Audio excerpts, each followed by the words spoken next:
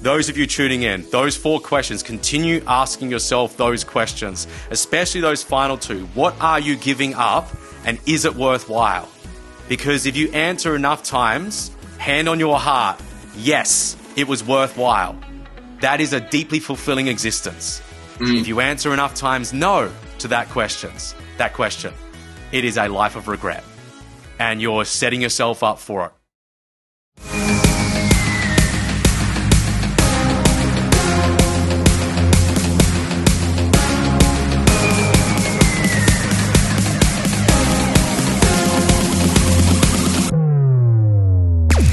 All right, what's up, everybody? Welcome back to the Best You podcast. Today, I am super stoked to be joined by the one and only Cameron Atlas. Cameron, I just want to start off by saying thanks so much for spending the time with me today, bro. Absolute pleasure, man. Great to be here. Yeah, man. I've been really looking forward to this one. I know it's going to be such a unique episode because your story in and of itself is unique, and your interests and kind of how you approach your line of work is super unique. So really excited to dive in to your story, your line of work, your speaking, and then how you integrate music into all of that as well. But the way that I kind of want to start today is going back into your story. And I think a good way to start is back in 2016 when you had this period of your life where you're like, you know what? I'm going to sell everything that I have and I'm going to go on this trip. I'm going to explore the world. And you essentially went on this 18-month project on yourself, if you will, around the world, where you were kind of learning how to blend music and film and education, and you just really wanted to create a positive change both in your life and other people's lives. And so the way I would love to start is just to hear what was the spark that led you to selling everything and embarking upon this trip. Yeah, there are a couple of things that happened. I back in late 2014, early 2015, had split from the partner that I had at the time, and impacted me in a deep way. There were 2 questions that I asked myself out the back end of that, and I found that the quality of the questions that we ask ourselves tend to determine the quality of the life that we experience. And so these 2 questions were, what do I really want to experience out of my life, and am I really living? And I was pretty happy at the time. It wasn't like I was depressed or anything like that, but the answer to that second question was no. I wasn't really living. And so, after that split up, it's about 40 days, I went overseas for the first time. I went rappelling down waterfalls. I went mountain climbing, whitewater rafting, gliding, all these skydiving, crazy experiences that I realized that life is about experiences, not things. And, after that experience, there's a few others that occurred that led up to it, but one in particular was I came back in mid-2016 from delivering and hosting a couple of invite-only events in the US, back to Australia where I was living at the time.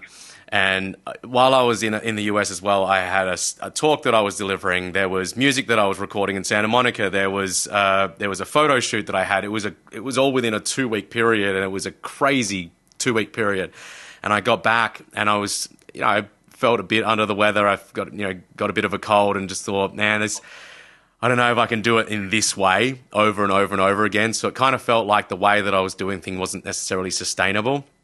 And the other thing that I had, back in March previously, because this was in July 2016, and in the March time that I went and delivered some of these events and hosted some of these events, I remember being on the flight home thinking, there's stuff that's just sitting at home. it'd be better off with somebody else than me. Like, I'm not really using it.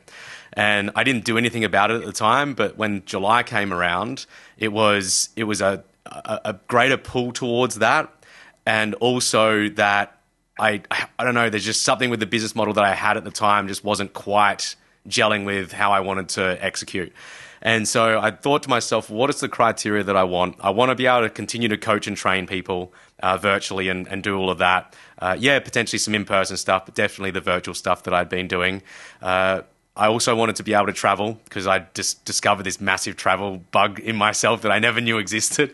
And I wanted to be able to create music. I wanted those 3 things. And this idea came to me. I was in Brisbane in Australia at the time. And I wonder if there's like a piano that I could roll up in my suitcase chuck it in there and then, cruise around the world. And there is, like, you go online and go onto Amazon, for example, you can find a roll-up piano that you can put in your suitcase, but it's extremely poor quality. It's like, maybe $50, $60 or something like that. And growing up on an actual piano, playing on an actual piano, there's something about the actual keys of a piano that you can get the feel for and build a relationship with it and get a type of expression that you can't get from a really amateur $60 keyboard, right? So the beautiful thing about that is that, and this is something that I've learned through that experience and through many other experiences as well, that I found that curiosity tends to feed on itself. And if you can give it enough space, to create and to open up to it, that some of the best ideas that we can have come from a flow-on effect from maybe some of our worst ideas. And this exact thing happened with that. It was, a short time later, I thought, well, I wonder if there's like places around the world that I could stay in that already have pianos in them. And I found out a way to do an advanced Google search and found, all this different short-term rentals with pianos in them, and they are everywhere. I found them in places within the mountains, and there was this boat on the side of a river that I still haven't gone to, but I really want to. It's like over in Europe, and you can drop a little boat off the side of the stream and go rowing down the stream. Like, it's incredible. And so I found all these places going, you are kidding me. And so all of a sudden, the thing that was maybe getting in my way was something that I could potentially go and do. And so I had I had a kind of an idea as to what I wanted. I remember the project that I went on, the original launch video that I did, it was something along the lines of, that I'm going to go and capture the sights and the sounds of the world, as I go, right? I didn't know what that meant. I didn't own a drone at the time, and yet, and any really other filming equipment.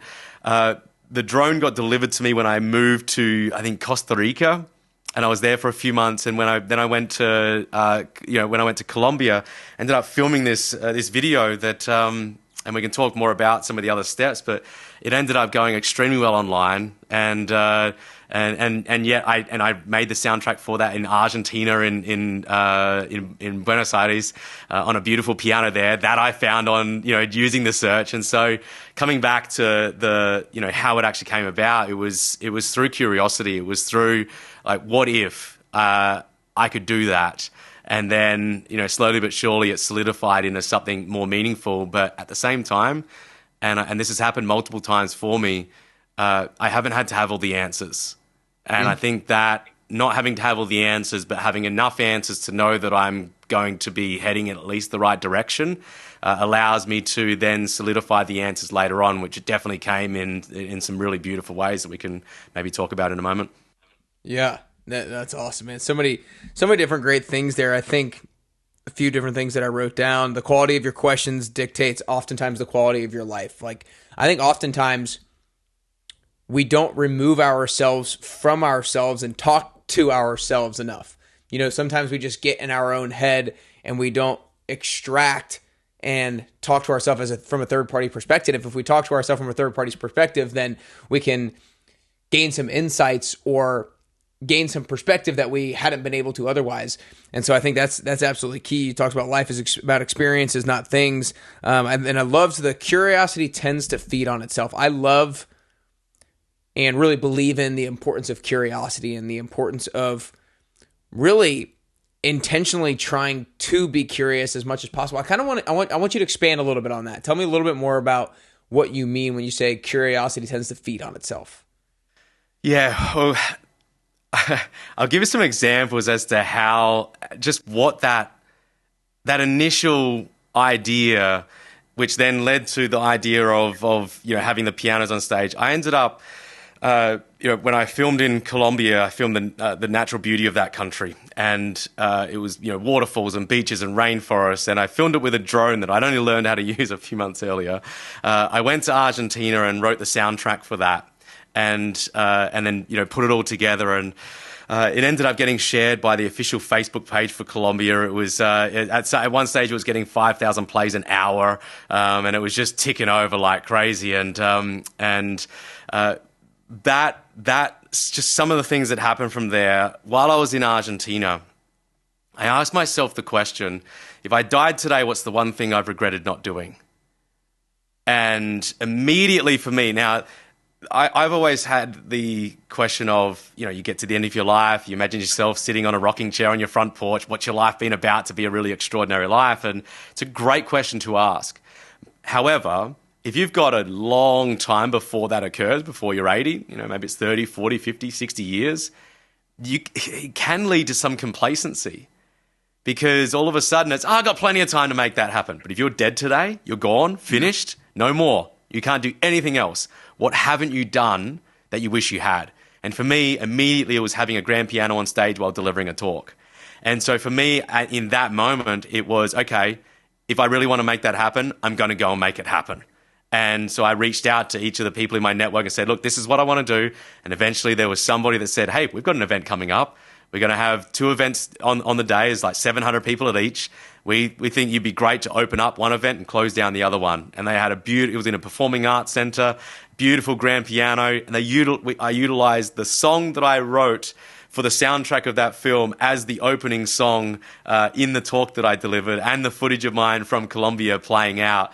And it was this beautiful experience that I had that then led to becoming a National Geographic Explorer to go back to one of the locations that I'd filmed at. It led to me delivering the closing talk at Italy's largest TEDx event about some of the experience and about curiosity.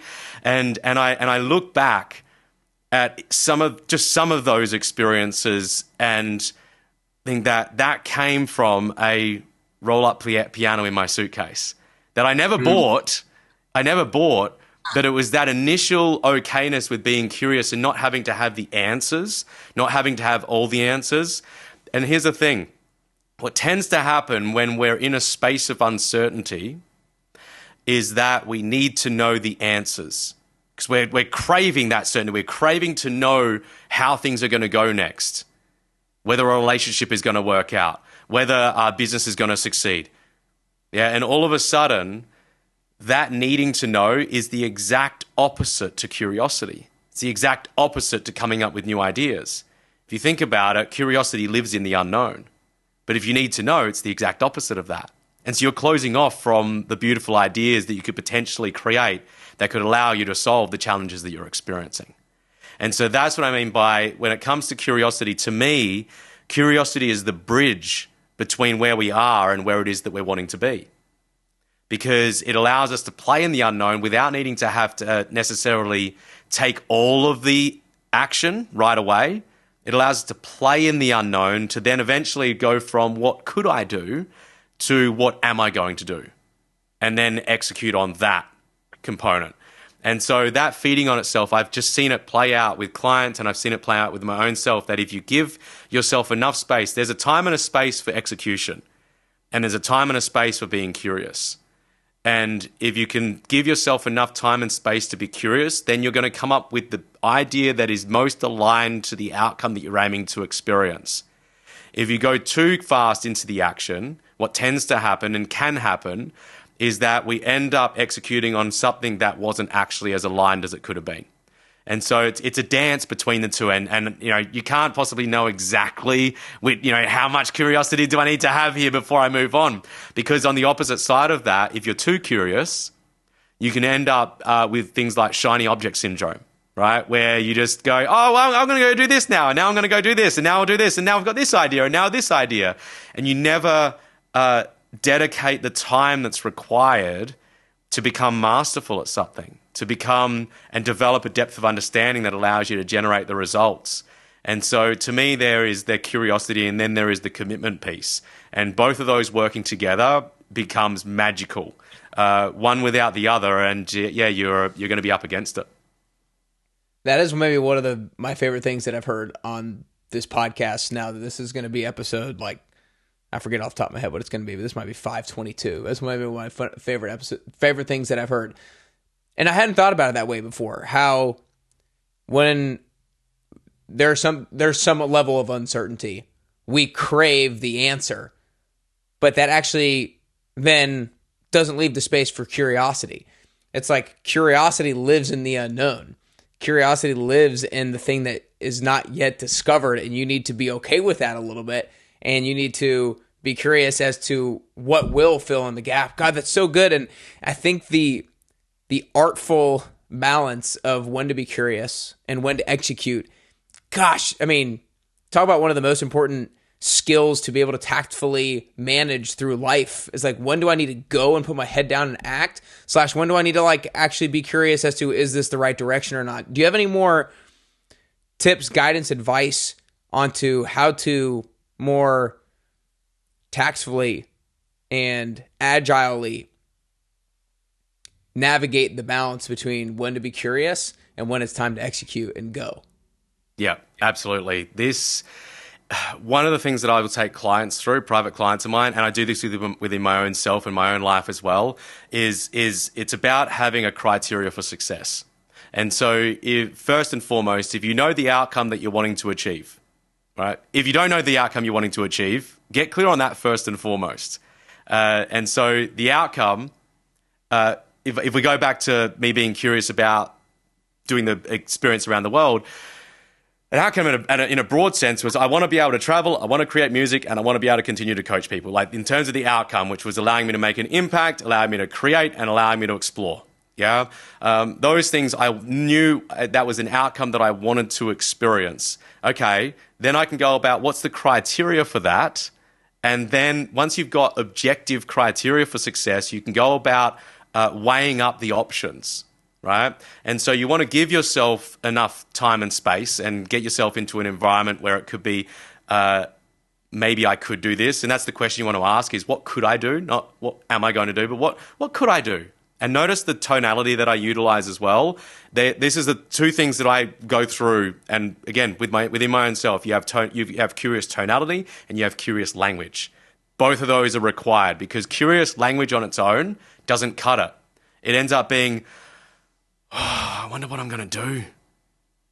Worry, closing off, versus I wonder what I'm going to do. Yeah? It's exactly the same words. Exactly the same words. One is heading you in the complete opposite direction, right? One is excited about and opening up, yeah? And so having the criteria for success around it, and you might have some form of the criteria for success. If you're heading into an area, you might not have all the criteria for success. All right, you might not have all the criteria in place that could allow you to know this is absolutely what I'm going to do. And a great example of this for me personally, I've played the piano for more than 30 years now. I've written hundreds of songs. But the guitar, I've only been playing for a pretty short amount of time. And this was in August 15th, 2021. I remember saying to my producer, I said, hey, Christo, do you think I should learn guitar, man? And he said, yeah, you probably should because, we've got a bunch of songs that are guitar-based and, all right, I'll get a guitar. This is how it started. So notice there's not actually that much curiosity, but there is a little bit at least of, hey, man, do you think I should do this? But I didn't have all the answers. I didn't have all the criteria yet. But what I did have was that, the one criteria I had was that having the guitar and ability to play that at a proficient level would add versatility to the talks that I deliver. Yes, the interviews that I'm on, like something like this, for example, but the talks that I would deliver. Having a grand piano on stage to deliver a talk is an amazing experience for people to have. It's an epic experience to have a beautiful grand piano on stage, but it's not every stage that can handle that piano. Some pianos, events, they just don't have the budget for it, don't have a piano that they can get hold of, don't have the space for it. Like there's multiple reasons why that can't happen. And so for me, it was, okay, if I want this to be a career of mine for the rest of my life, what skill sets am I going to build? And it became, okay, should I learn guitar? All right, I'll get a guitar then. And so I get a guitar and order it and it comes the next day. And I thought to myself, you know what, if I could just do an hour a day, hour a day would be outstanding. It'd be more than I'd ever been able to delve into and do before and commit to before. And I thought that would be an outstanding number. So I started with an hour a day. And then what happened was amazing. I wrote a song on the guitar and then I realized that, this song isn't one, I just wouldn't have written this on the piano. There's just a different vibe about it. And boom, a whole new realm of both purpose, the reason why I would do it, and also a new criteria came into play, which was I have an instrument that adds to my ability to be creative on top of what I already have. And so now there was a bigger reason for me to do it. And there was another criteria in place, but that I didn't necessarily have until I was there. So you'll notice here that, yes, I had a criteria that allowed me to get started. But here's the thing. I also had bought an Indian flute. I bought a handpan or a hang drum as well. I bought harmonicas. There were 3 of the instruments that I purchased in the 6 to 12 months before the guitar. And the Indian flute, I don't have anymore. The hang drum, I like to play. The harmonicas, I can do it, give or take. But here's the thing. Those instruments, those other instruments, I didn't know it at the time. But now that I had that criteria about adding versatility to the talks, yes, the handpan adds a bit of uniqueness to it. But I can't play a song and sing a song. It's in a certain key, and yeah, I could make a song up, but it's not. I can't then go and play a bunch of songs, and so it's not the best fit for it. And that's a question that you can start asking yourself. Those of you testing this out, you can test something out like I did. You go and test something out without really any commitment that much. I just get an Indian flute. It just comes in the mail, and the hand drum. Yeah, it's a bit of a cost involved. But there wasn't that much time involved in that. It became, it's nice to play. But then the guitar was all of a sudden, that is a better instrument for me at achieving that specific criteria for success, for achieving an increase in versatility of the talks that I would deliver. So all of a sudden it was a better vehicle. So you might start executing on a specific vehicle and go down that road and start testing, go, hey, this actually works pretty well. And then you can ask the question, okay, is there something that could allow me to achieve this in an even better way? If there was, what would that be? And also, I now need to have an instrument. Now I've got 2 criteria. An instrument to be able to also be more creative with on top of what I'm already able to do. And then this third experience happened to me. I got sick, got a cold, and this is during late 21. And so I went and got tested for COVID at one of those drive-through locations. There's a ton of cars there, and I'm, oh man, this is going to take ages. And I drive in, and one of the first dudes that's there is in his driver's seat. He's just laid back with his acoustic guitar playing away. And I'm going, I could have brought mine. And I didn't even think, it didn't even cross my mind to do it. But then I thought, oh my gosh, this adds mass freedom that I've never had before with my music for the last 30 years of my life. I now can have freedom to be able to take music to the places that I love. That's incredible. And all of a sudden, 2 of the values that are most important to me, freedom and creativity, were getting met through these 2 new criteria. And so all of a sudden, there was this trio of criteria, which added to the sense of purpose as well. And that then, because I was so clear then, but it was only the clarity came through the execution. I think maybe if I had the first one only, maybe I could have done an hour a day and been pretty happy with that. I ended up, it was a 500-day period, and I put in 2,000 hours. It's 4 hours a day, every day for 500 days on the guitar. In addition to that, there was an hour of piano, hour of vocals, hour of storytelling every day as well. And that level of discipline is a level of discipline. Like, I feel like I was already a pretty disciplined person. That was off the charts for me personally. I go, how? But then I look at how I went about it, and it became so disciplined because it was the most important skill now that I could be developing that came over time, and I gave myself the time to be curious, but there was also then the clarity that came. And through that clarity came further commitment that led to increased discipline that allowed me to execute and achieve what it is that I wanted. And that, those 3 criteria have come true in so many ways. I've given talks now with just the guitar on stage, and it's been a wild experience. And I can't imagine my life without it now. Like I was saying to my producer the other day, dude, this is just wild to think that, what is that, less than 18 months, about 18 months ago, you didn't even know how to play a chord on the guitar. It's crazy. So they're just some of the insights that I'd say around that. We're going to take a brief pause in this episode to tell you about our brand new, never seen before, best-in-class virtual 10-week transformation experience. You can check it out today by going to nickcarrier.com. Now, look, if you're somebody who needs accountability to execute on a consistent basis with eating healthy and exercise, this virtual 10WT experience is for you. If you're somebody who is upset with themselves when they look at themselves in the mirror, not just physically, but also emotionally and mentally, then the 10-week transformation is for you. If you're somebody who kind of knows what to do, but you struggle to actually do it, the 10-week transformation is for you. If you're somebody who loves community and loves support and loves being held accountable, the 10-week transformation is for you. With the 10WT, we teach people how to form the healthy habits that will transform their body and their life. And now we have a brand new, robust version of the program that can be completed from your home, your gym, or your anywhere. I mean, whether you live in Nashville or San Francisco, Atlanta or New York City, Houston or Denver, LA or Chicago, Sydney, Australia, or Toronto, Canada, you can even complete this thing in your hotel room. Our brand new virtual 10WT experience is like nothing you've ever seen before. We've had 453 people and counting who have skyrocketed their self-confidence by losing fat, building muscle, and building habits that they now have ingrained in their lifestyles by completing the 10WT. And they can do the same for you. Starting August 7th, we're going to be coaching a group of 30 go-getters through their first ever 10WT experience, and you have the opportunity to be one of the first. But there are limited spots available. Like I said, there are 30 spots, and they're going to go fast. So sign up by Tuesday, August 1st to secure your spot by going to nickcarrier.com. Again, by August 1st, go to nickcarrier.com. Again, if you need a greater level of accountability, the 10WT is for you. If you need help staying consistent with your workouts and eating habits, the 10WT is for you. If you want to form healthy habits going into holiday season, the 10WT is for you. Remember, sign up by August 1st to secure your spot. There are only 30 available by going to nickcarrier.com.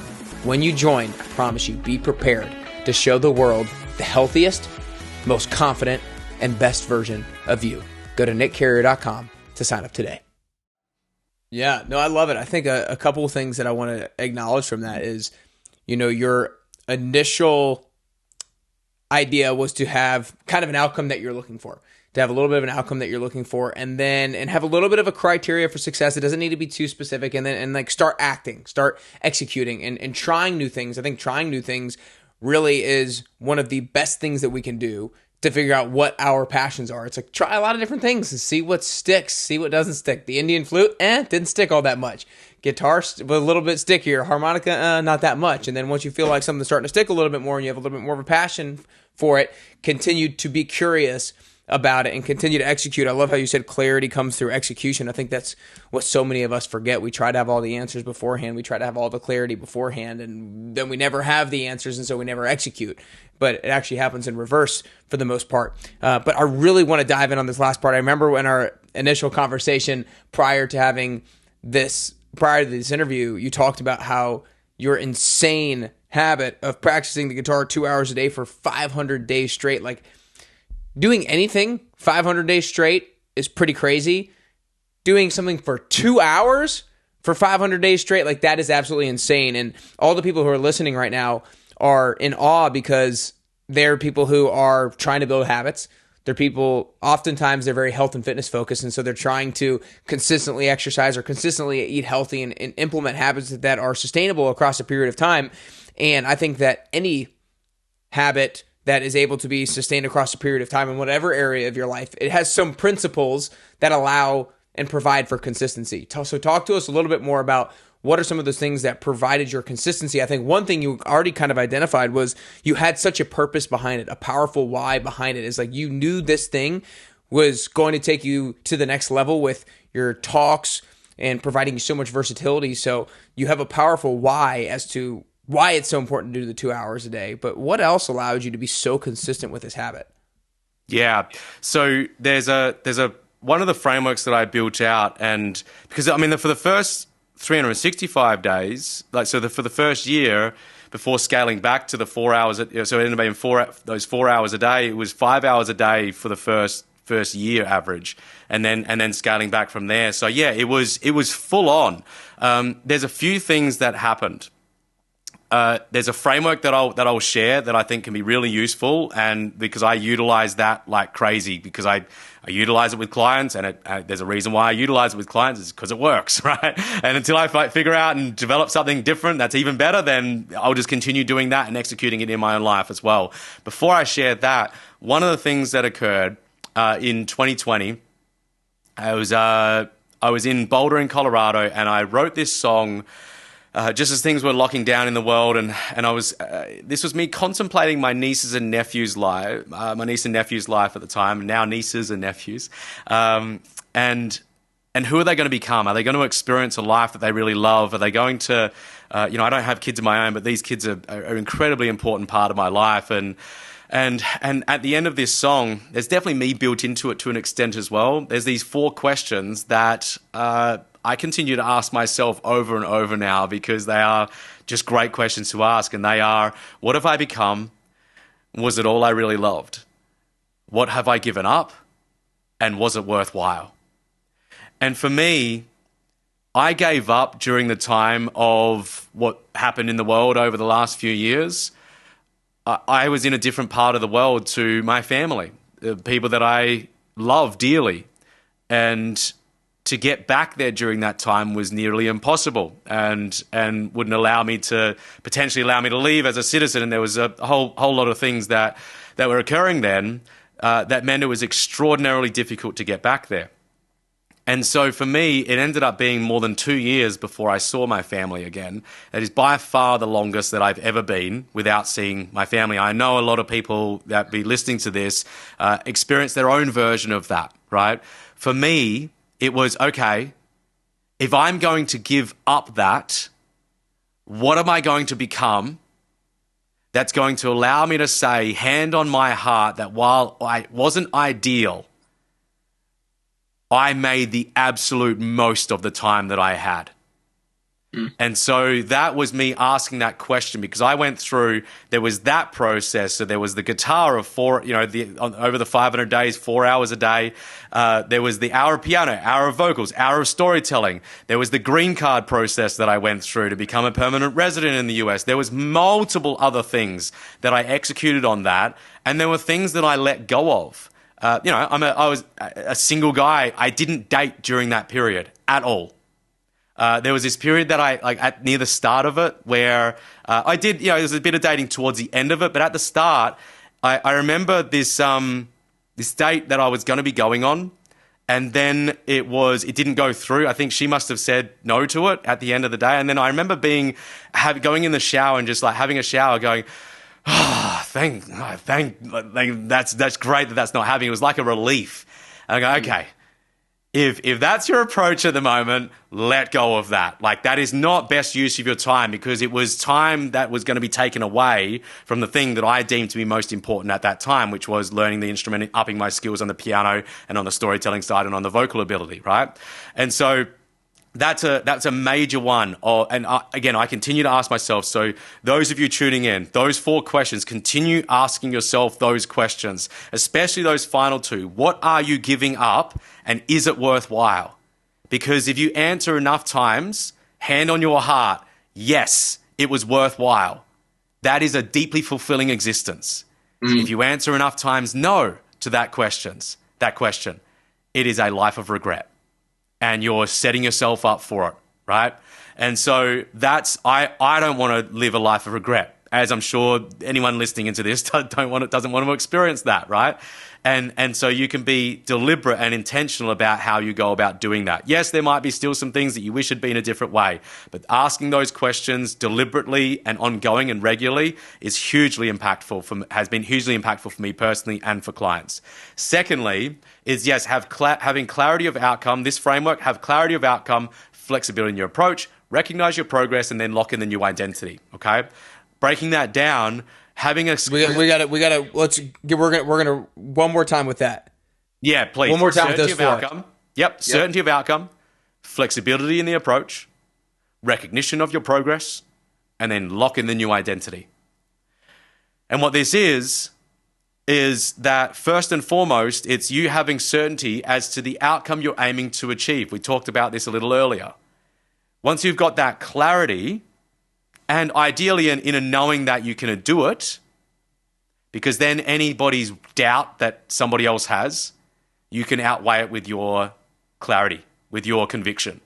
Otherwise, you'll give in to it going, if someone said to me right at the start, there's no way that you can learn the guitar at this age. part of my personality would go, oh, you watch me. You've just told me the exact thing that's just going to light me up and I'm going to go and do it now.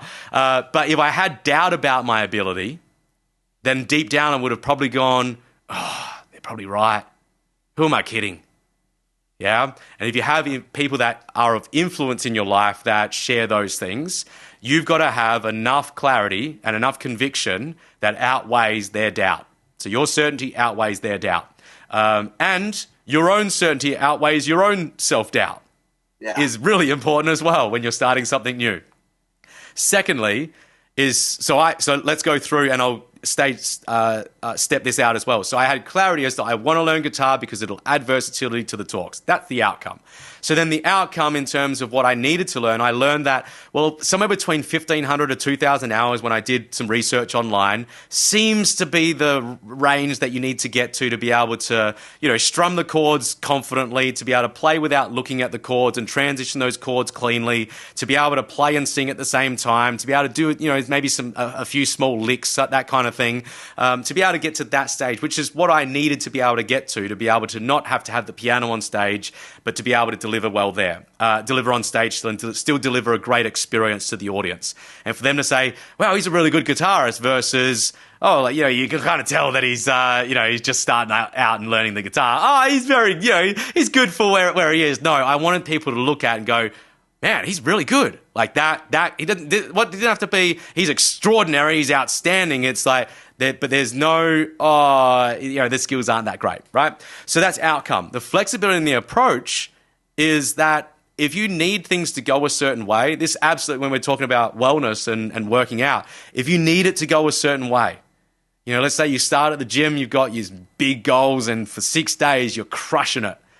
And then on the 7th day, you get called into work because there's a challenge. Maybe you're in a leadership position. You've got to go and work. You've got to go and put out that fire. Or there's something going on at home. And you can't execute on your normal workout schedule. If you don't have flexibility in your approach, you're going to be giving up. If you have a big day at work and then by the time you finish work and you haven't eaten all day and you're feeling stressed out and on the way home, man, that stress eating kind of kicks in a little bit, emotional eating, and you grab something crappy on the way home that's not that great for you, and oh man, you're off the wagon, and maybe in a few months you might get back on there, and maybe it's like New Year's resolutions next year, right? That happens so often. It's that you're needing things to be a certain way, and that is not life. That's a science lab. That is a science experiment. And we are not living in a science experiment. We're living in a state of variability. There are things going on that are outside of our control constantly. I have had some crazy things that have happened to myself personally that have just been completely outside of my control. We spoke a bit about this off air just over the last couple of months. There have been heartbreaking things for me personally that have been completely outside of my control. And it's been an amazing lesson for me personally to let go of the things that are outside of my control, to focus on the things that I can control, and to be as flexible as I possibly can through this period. Yeah. So that's the flexibility in the approach. Working out, it could be, you know what? I'm not going to get my normal workout in. I can't get to the gym today, but I know there's a park nearby the office that I'm working at or the place of my work. I'm just going to go there. And even if I have to take some calls while I'm going for a walk, I can do calls while I do some single arms dips on the bench or doing some squats going down and up. There are multiple options available to you.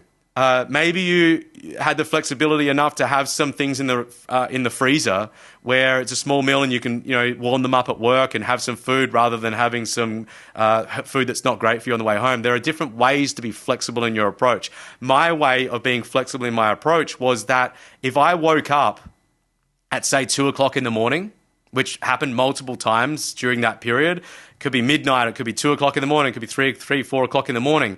And I was awake and just couldn't necessarily get back to sleep within, say, 10, 15 minutes. I got my ass up and I played and practiced the guitar because I knew that if I spent, an hour trying to get back to sleep, that's an hour that's been now wasted. Yeah. And even the same thing happened with, I had a guitar coach for a period of time.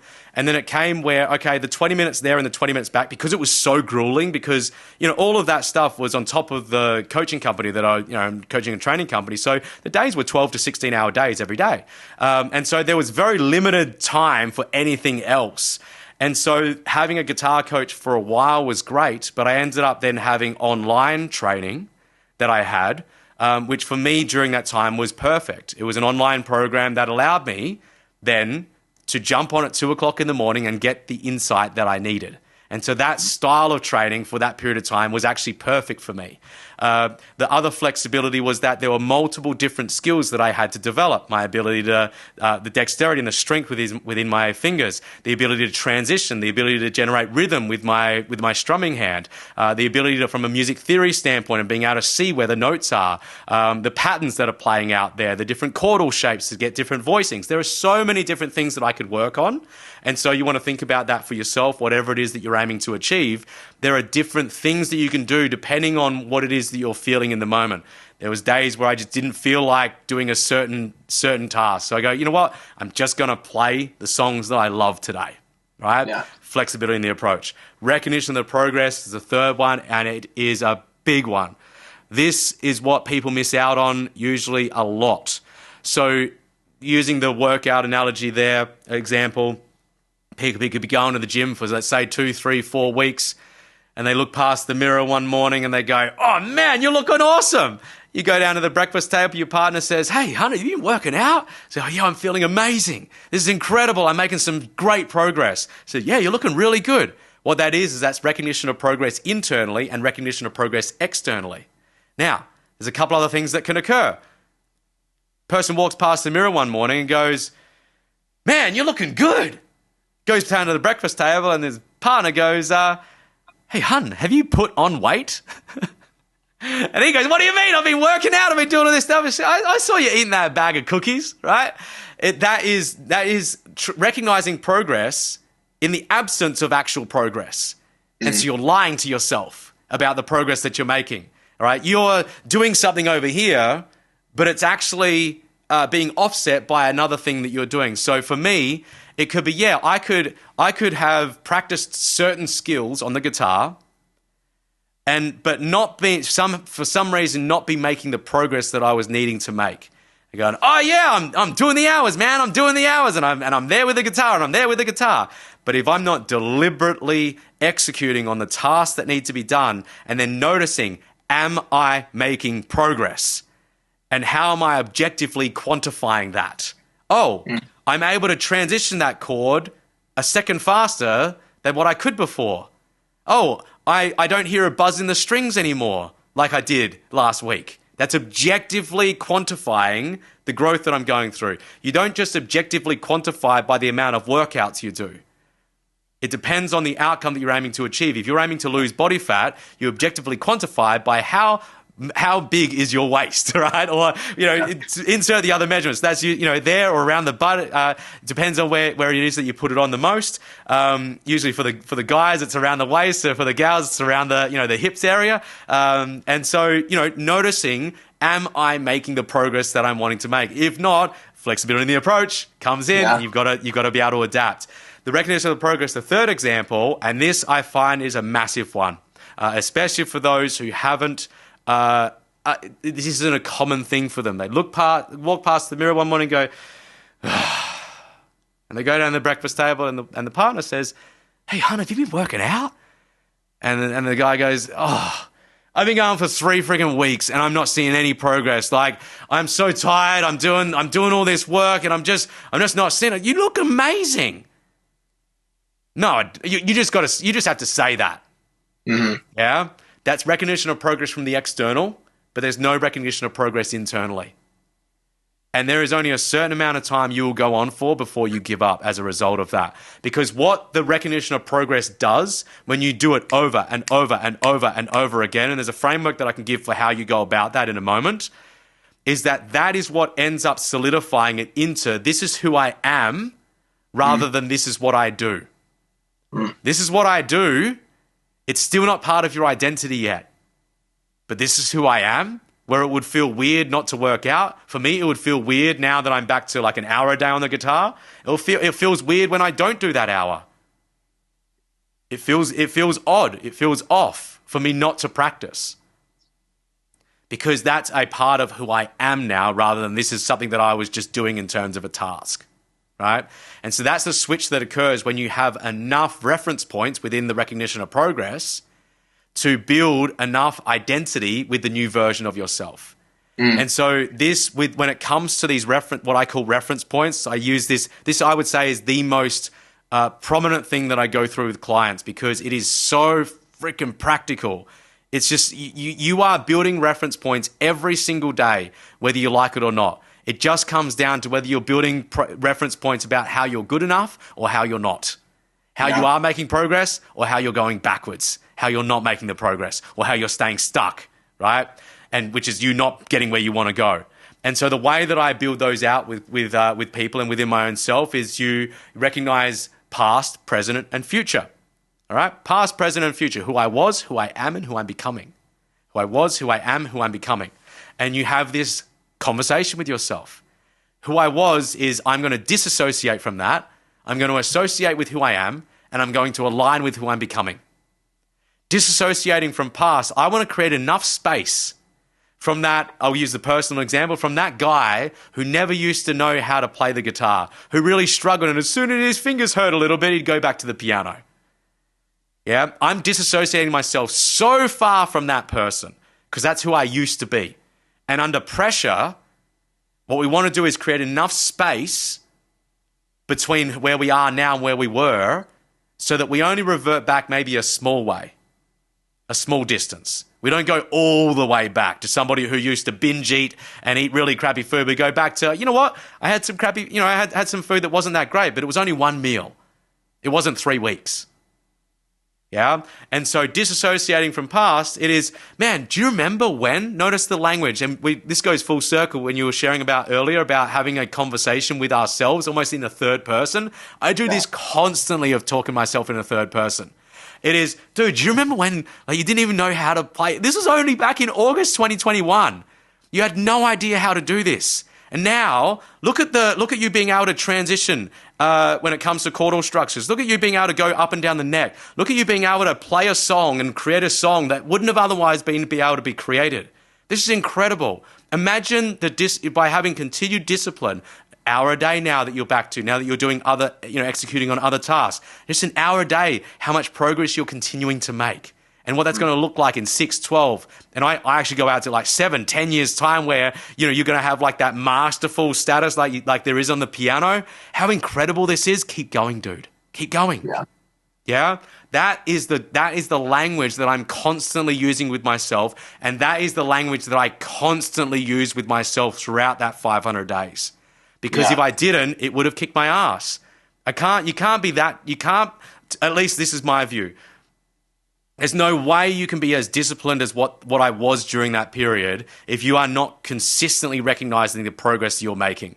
You can have a great purpose, and that is a hugely important part. But at some stage, you'll get worn down to a point where you've still got the purpose, but you haven't noticed the progress that you're making. Yeah. You've got to have the purpose and notice the progress that you're making towards that purpose that allows you to say, oh, this is working. This is worth it.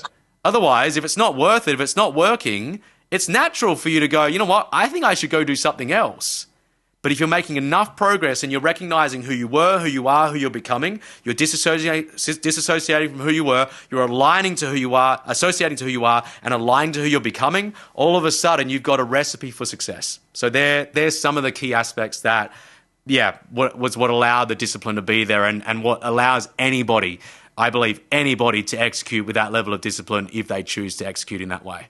Man, that's so good. And what I love is that I feel like 3 and 4 just continue to feed off of each other. It's like you got to recognize your progress, lock in new identity, re-recognize more progress, lock in new identity, re-recognize more progress, lock in new identity. Y'all, like, in order to be able to sustain new habits, you have to be a different type of person. And I love disassociating with who you were in the past. Like, I think that's one of the most difficult things that people struggle with, is they don't disassociate with all the behaviors that they've done in the past. Therefore, they never can achieve the person that they wish to become. And so disassociating yourself from who you used to be so that your past narrative isn't your future narrative is absolutely key.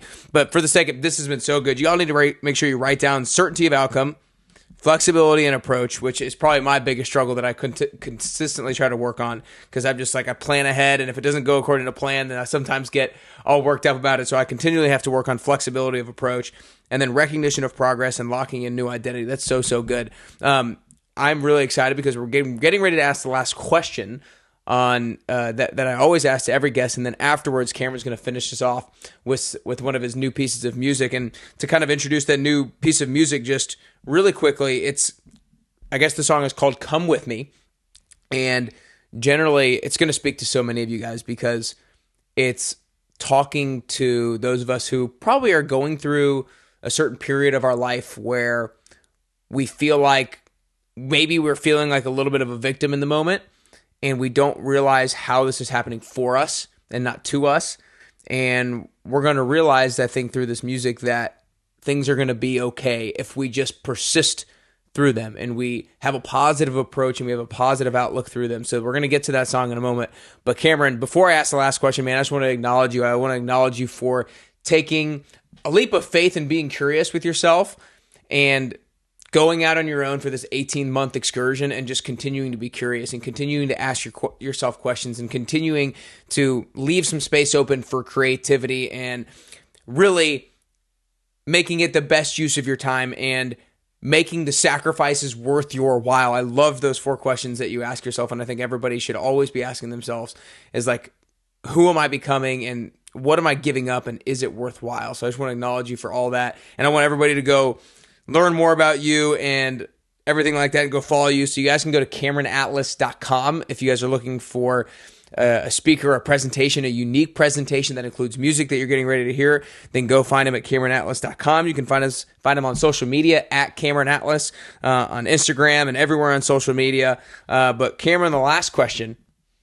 is, I think, to get closer to the best version of ourselves, it's both a constant journey and a unique journey. I don't think we ever actually get to that best version of ourselves.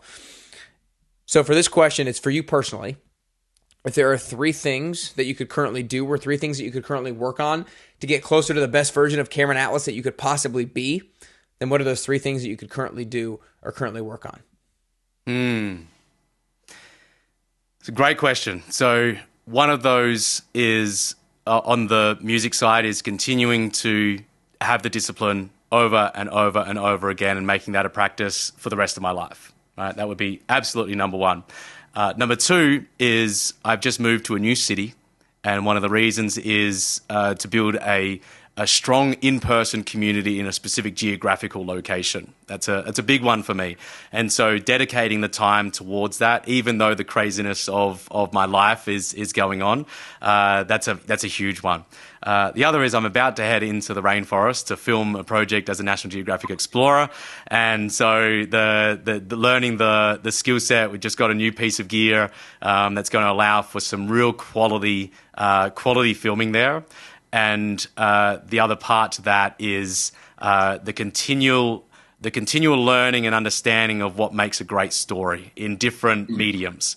And with that, and telling the story that we're going to tell within that short film is something that I'm continuing to learn. And we're coming up to a few days before I head off into the jungle and won't have any service whatsoever. So putting the final touches on that is something that I'm absolutely working on at the moment. So they're 3 very different things, but they're 3 very important things at the same time. So. That's awesome, man. Well, I'm glad that we got this done before you head off into the rainforest. Well, I might have you head over to your spot, and I guess give us, again, it's Come With Me, and give us your 1 sentence that you want people to know before hearing the song, because what I'm going to do is I'm going to have you do the song, and then right when you're finished, we'll stop recording. So give us your 1 sentence. Yeah, absolutely. It's, the reality is we don't have to have all the answers right away. What it is, it's about heading into the depths of the things that we don't know and continuing to work on those to overcome and to become the greatest versions of ourselves. So I thought that'd be pretty fitting for the type of podcast that we've done today. So I absolutely appreciate the opportunity to come on and share some of the insights that have been truly transformational for my own life and for a bunch of clients as well. Thank you for what you do and all the work that you're doing. It's been great coming on here today. So I'll head on over. Beautiful, man. I appreciate you. Looking forward to hearing it. I know everybody is going to love hearing this as well. Very unique way to finish off the podcast, and it's just it's a big part of your versatility, which we've talked so much about. So y'all listen up and enjoy.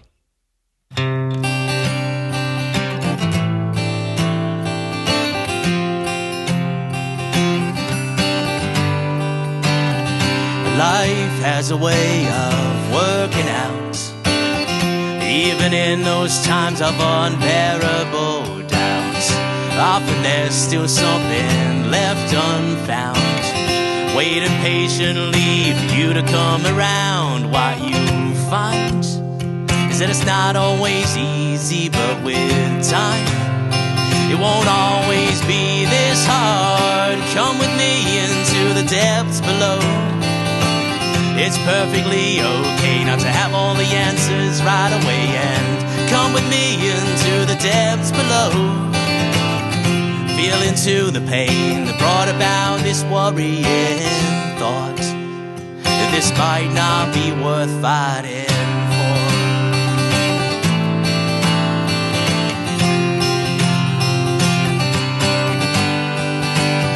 Interpretations of what this really means.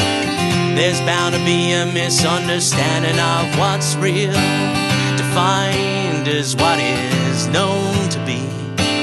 It's crazy how that changes based on what's believed. What you find is that it's not always easy, but with time it won't always be this hard. Come with me into the depths below. It's perfectly okay not to have all the answers right away, and come with me into the depths below. Feel into the pain that brought about this worrying thoughts, that this might not be worth fighting for. Find comfort in what's gonna ask of all your strength. Lean into what's a journey that never ends.